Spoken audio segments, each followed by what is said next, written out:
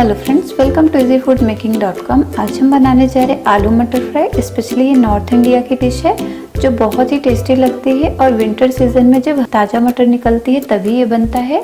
इसको तलवा और घुंघरी के भी नाम से जानते हैं। बहुत ही सिंपल, बहुत ही इजी और बहुत ही टेस्टी है ये। चलिए देखते हैं मैं क्या इंग्रेडिएंट्स चाहिए।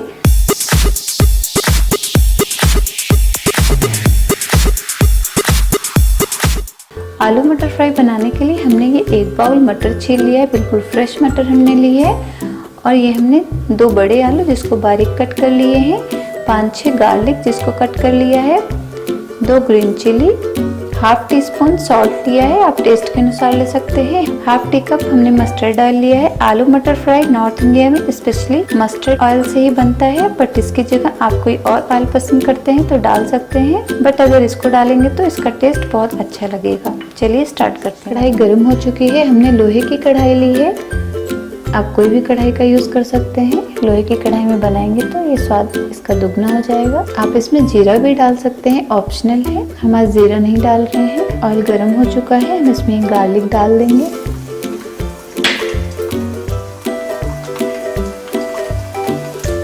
ग्रीन चिली,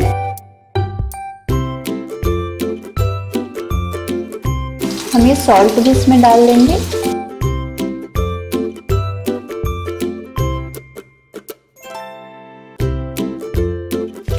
गोल्डन ब्राउन हो गया है गार्लिक। अब हम इसमें डायरेक्ट ये आलू मटर डाल देंगे।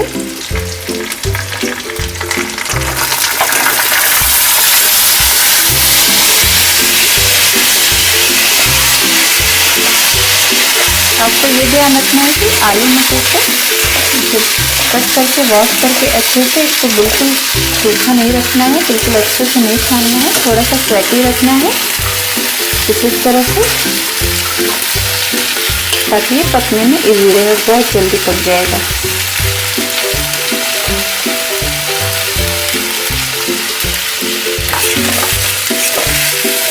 सारी चीज़ों को हम अच्छे से मिला लेंगे। सारी चीज़ें हमने अच्छे से मिला दी। अब हम मीडियम हाई पे 5 मिनट तक इसे पकने देंगे। ढक देते हैं और गैस को मीडियम हाई कर देते हैं। 5 मिनट हो गए हैं, चेक कर लेते हैं एक बार।